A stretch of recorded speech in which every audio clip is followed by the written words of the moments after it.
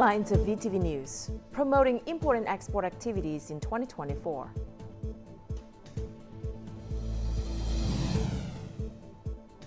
NINH halts production on 8,000 hectares due to drought. And later on in our world news, Russia expels UK defense attaché from Moscow.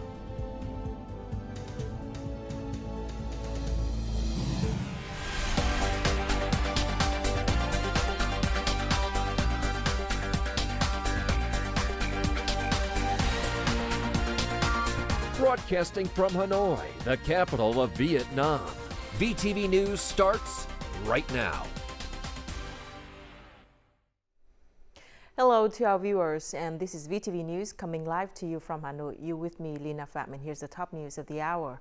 The Vietnam Import-Export Report 2023 was published on Thursday, containing practical-oriented content about the import-export situation and activities of the industry and trade sector. This is the 8th year this publication has been issued, with many new points to promote import and export activities.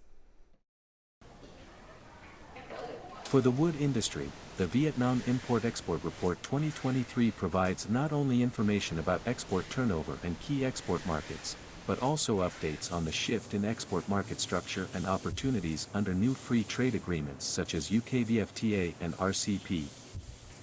Our association and wood industry businesses really need this information in the report to grasp the general situation. The Import-Export Report also highlights the international commitments on logistics services that Vietnam has participated in. Consequently, businesses will have clear instructions on international transportation. Updated market information is extremely important for import-export and logistics businesses when researching and planning policies. This year's report expands on content such as the origin of goods, the implementation status of free trade agreements, and new points in implementing trade promotion activities to directly support import-export businesses. The report mentions trends and barriers in the markets. It also provides international experience on how to overcome these barriers. 2023 was a challenging year for Vietnam's imports and exports due to a decline in global economic growth. However, thanks to the drastic, timely, and flexible direction of the government, ministries, agencies, and localities, the annual import-export turnover has exceeded $680 billion.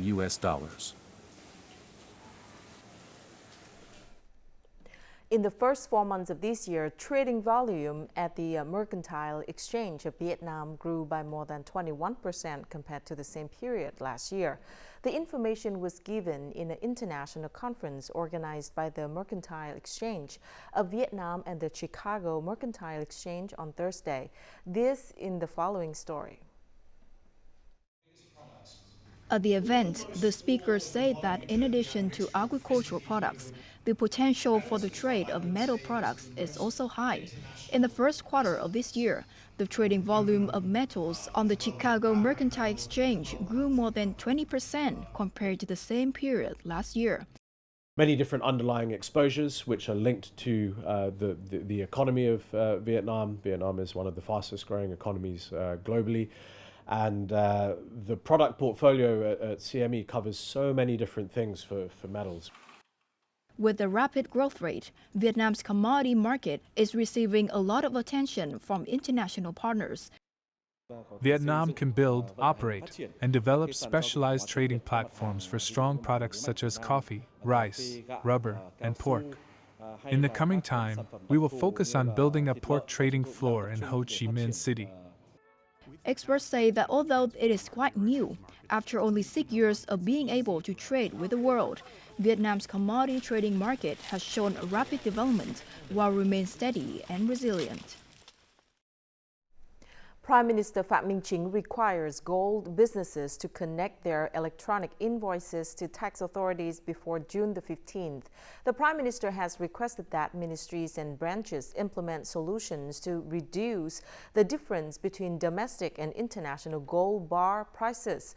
At the same time, they should increase inspection and supervision and strictly handle violations in this field. In particular, the State Bank must continue to review Decree 20-2024 issued in 2012 on gold business management regarding electronic invoices in gold transactions. The Prime Minister has requested that by June the 15th, businesses that have not connected their electronic invoices to the tax authority will have their licenses revoked. The requirement for electronic invoices has been emphasized by the government many times in the context of gold trading transactions lacking invoices and transparency. Ho Chi Minh City will proactively collaborate with provinces that have large sand reserves to supply sand for key projects. According to a report by the City People's Committee, the local authorities are currently working with 7 provinces and have surveyed 44 mines. Of these, 17 sand mines in Tiền Giang province meet the requirements to supply the city's Ring Road 3 project. For this key project alone, the total volume of sand needed is up to 63 million cubic meters, leaving a shortage of about 34 million cubic meters of sand. According to the Ministry of Transport, the sand supply available for 15 other key projects in the 2021 to 2025 period, it's only enough to meet nearly 60% of demand. Domestic airfares have increased since the beginning of the year. As a result, tourists are seeking alternative means of transportation to air travel. Many localities have also begun exploring new tourism routes with diverse forms of transportation to provide more options for travelers. The Thang Long high-speed ferry, which operates from Ho Chi Minh City to the Con Dao archipelago, was launched in mid-May. With the capacity to carry over 1,000 passengers at a time, the Thang Long super-speed ferry has garnered a lot of attention. There are still few measures to promote growth in sea transportation and the use of high-speed means of transport to distant islands. The railway sector introduced a high-quality route from Saigon to Da Nang during the April 30 holiday. About 400 passengers used this route on its inaugural day. This is the first high-quality train service for this route, catering to the growing demand from passengers. The Vietnam Railways Corporation has introduced many new products in recent years to provide the best service to train passengers. These new forms of transportation are honing their own advantages to attract passengers. Although they may not be as fast as airplanes, these means are more reasonable alternatives for many, as travellers do not have to endure long waits or spend a large amount of money. Research shows that digital transformation can reduce agricultural labor costs by 23%. Managing agricultural land with digital technology can cut costs by up to 14%. Using digital technology for customized fertilization according to each type of crop can help farmers save up to 12%. Therefore, it is crucial for Vietnamese agriculture to quickly adapt to digital technology, digital transformation, and automation. When the 1 million hectares of low-emission rice project took its first tentative steps, many wondered about the tools that would be used to measure CO2 emissions, forming a basis for labeling low-emission rice. A field data collection application was developed before the project began operation. This application assists technical staff and farmers in reporting on production activities on each plot of land. Based on the data, specialists will give recommendations to farmers. Vietnam has one of the best connections or connectivity, and many farmers, even in rural areas, also have connectivity, smartphones, and are using their phones to communicate with other farmers as well as extension agents on new technologies, new innovation. The Center for Digital Transformation and Agricultural Statistics is promoting the Farmer Network to localities. This app is seen as a social network for farmers, integrating many tools such as projected output per service, work logs, connection to credit institutions, sell prices, profit margins, and calculation of input costs. We need to know if the harvest season is going to produce profits before starting cultivation. This technology helps farmers calculate the harvest scale before starting. At the conference on promoting digitalization in agriculture, a bottleneck was identified. Despite the agricultural sector having a wealth of data, the collection rate remains low. Digital transformation is still new to both local leaders and especially farmers. Thus, it is necessary to promote collaboration between specialized technology companies and agricultural enterprises. Technology and agricultural businesses need to coordinate to assist farmers in digital transformation. We need to Vietnamize the digital and green transformation so that Vietnamese businesses and farmers can use Vietnam's digital platforms at low costs and with the highest compatibility. The initiative, Every Farmer is a Trader, Every Cooperative is a Digital Enterprise, will be piloted. In this model, each farmer will be trained to apply the digital technology in production, supply, distribution, and forecasting prices and seasons of agricultural products. This aims to promote the development of e-commerce in agriculture. And before we move to the next part of VTV News, let's check out how the Vietnam dong is weighed against other currencies in the world market today.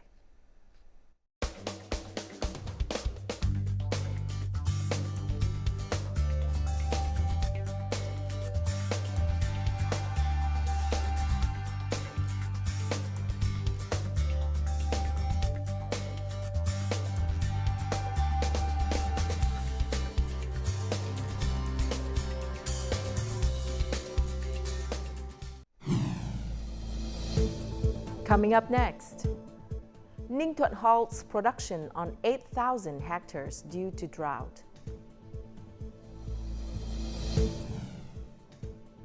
And Vietnamese national in Thailand paints over 100 portraits of late President Ho Chi Minh.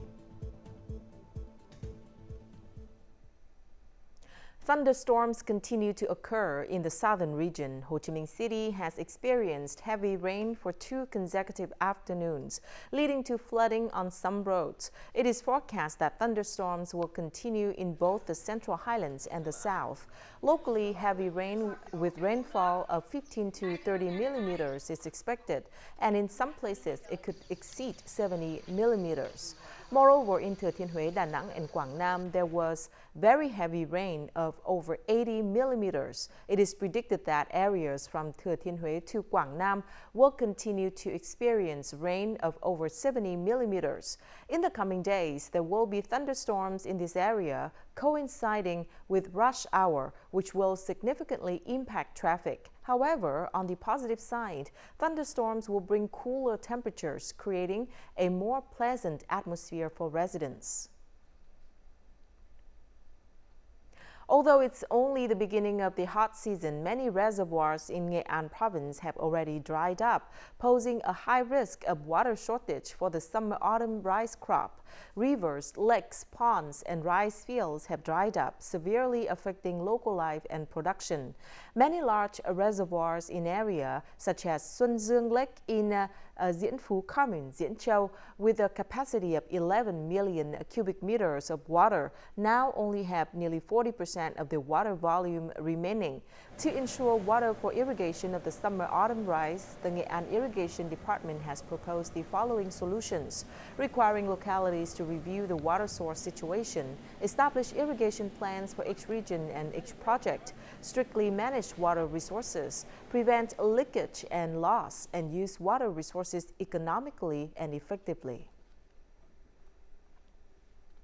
The Central Highlands and southern regions have experienced rain, but currently southern central provinces like Ninh Thuận are entering the peak of the drought. Here, there is a risk that thousands of hectares of land will have to cease production in the upcoming summer-autumn crop, requiring urgent solutions to ensure the livelihoods of people in drought-stricken areas.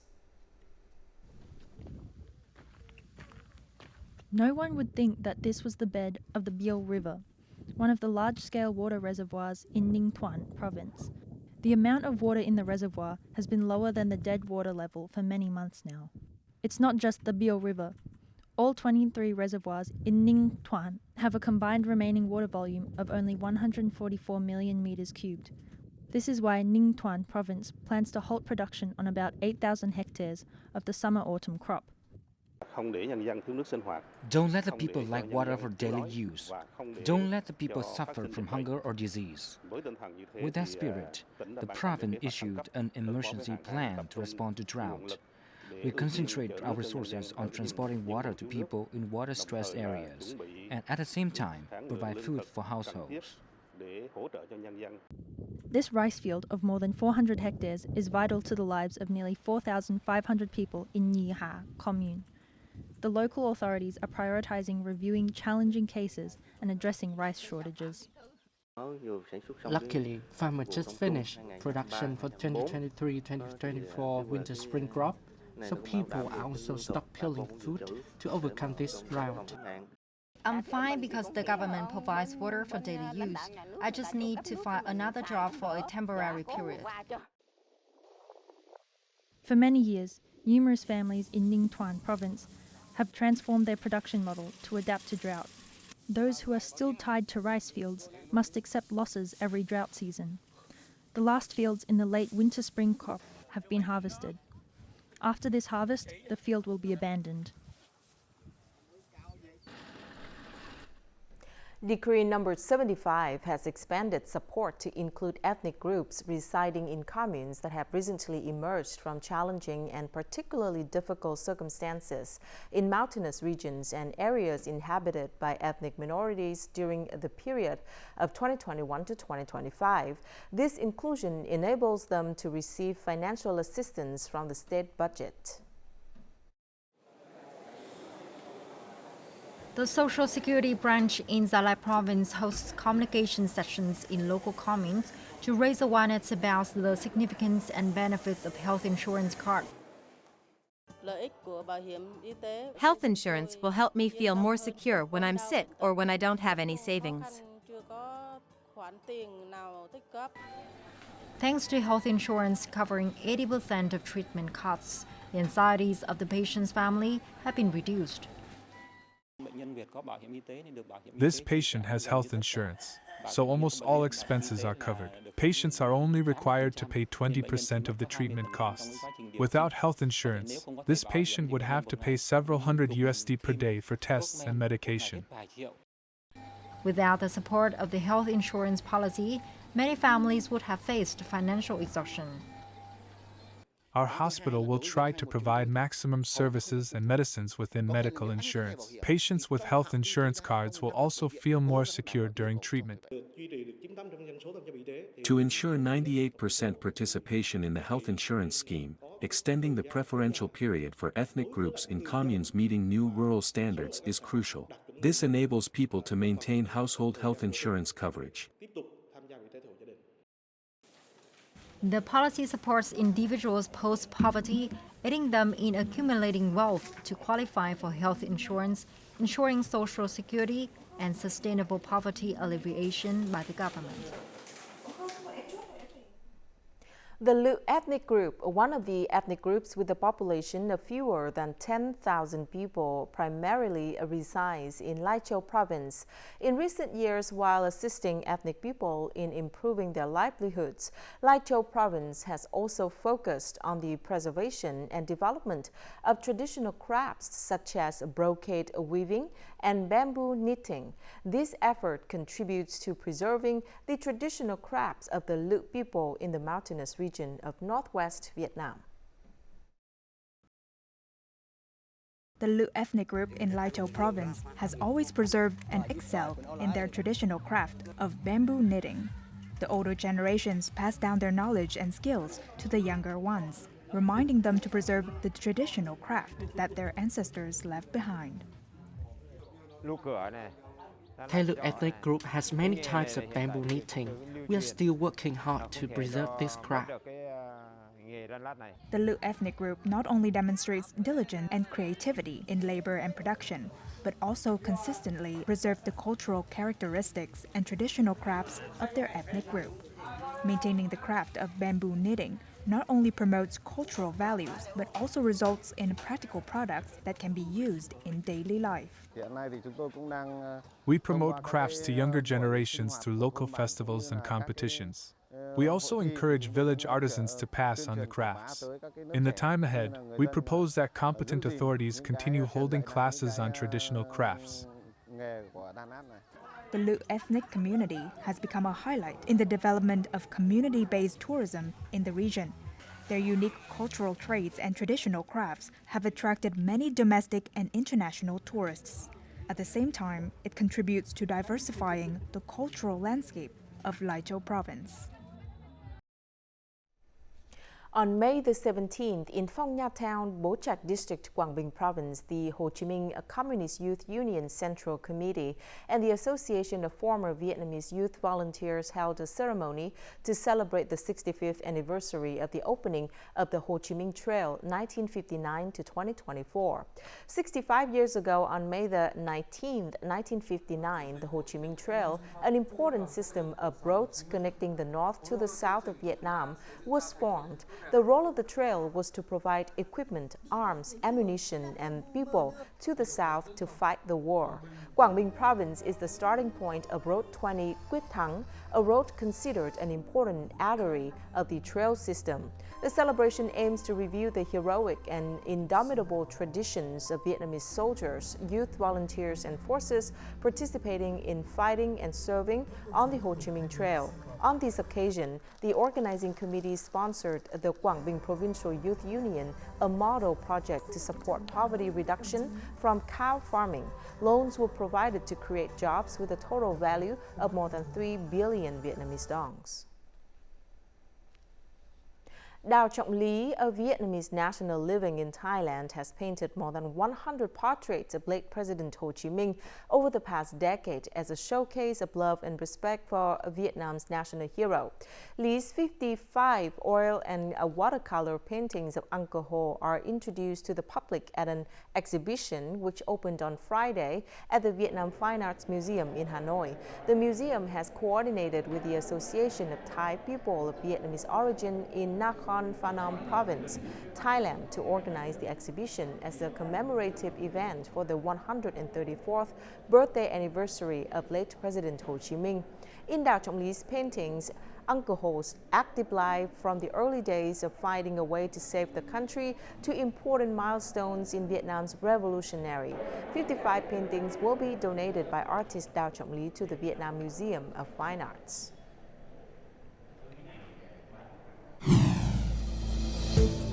Coming up next, Russia expels UK defense attaché from Moscow.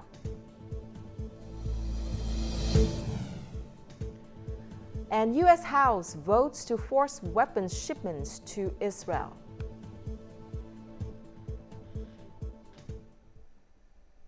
The Russian Foreign Ministry announced on Thursday that the country had expelled British Defense Attaché Adrian Cockhill from Moscow. Russia's Foreign Ministry stated that it summoned a representative of the British Embassy in Moscow on Thursday to express its strong protest in connection with the unfriendly decision to expel the Russian Defense Attaché from London on May the 8th. Moscow regards London's move as a politically motivated action of a clear-cut Russophobic nature, causing irreparable damage to bilateral relations.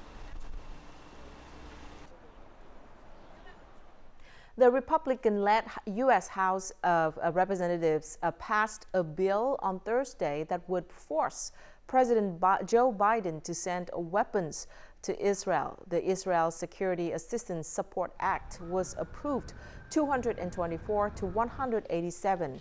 The bill would prevent President Biden from freezing any military aid to Israel approved by Congress. This bill comes after the U.S. president decided to postpone the transfer of weapons aid to Israel, including many highly destructive bombs.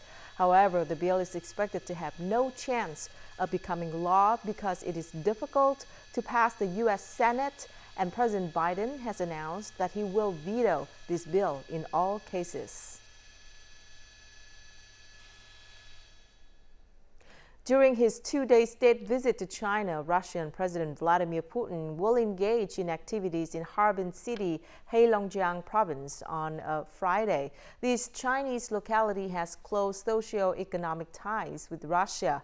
According to the schedule, Russian President Putin will attend the opening ceremony of the 8th Russian-Chinese Expo and the 4th Russia-China Forum on Inter-Regional Cooperation and meet with lecturers and students from Harbin Polytechnic University.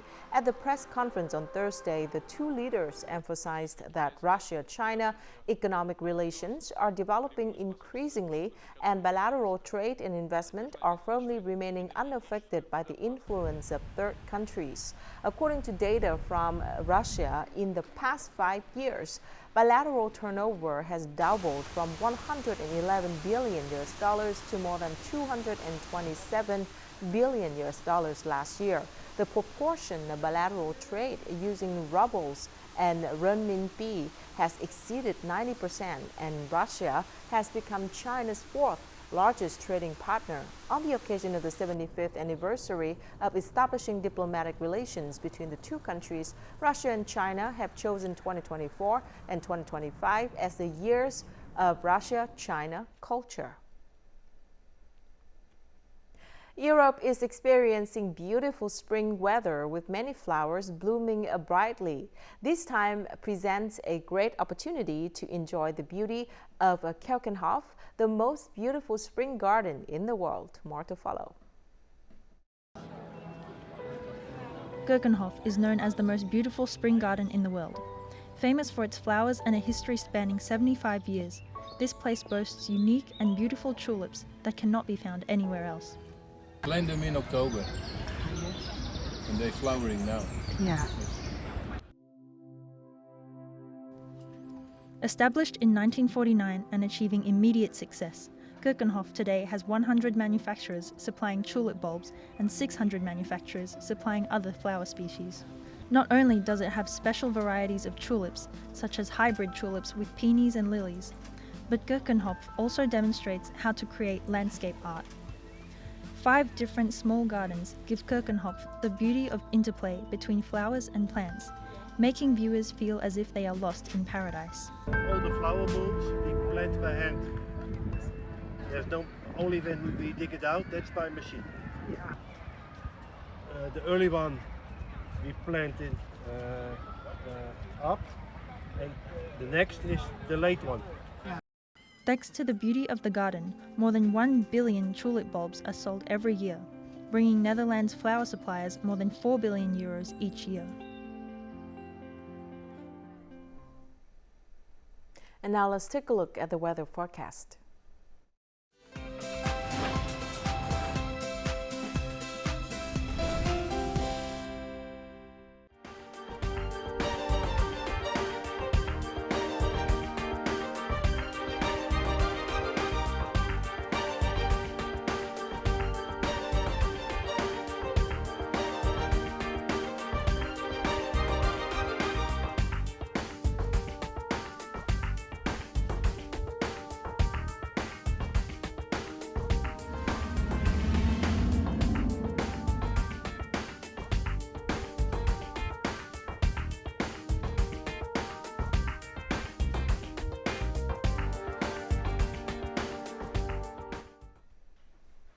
And that's it for this edition of VTV News. Thank you very much for watching. To rewatch our program, you can download VTVgo from App Store or Google Play, or tune in our YouTube channel at youtube.com/VTV4Go. Goodbye for now.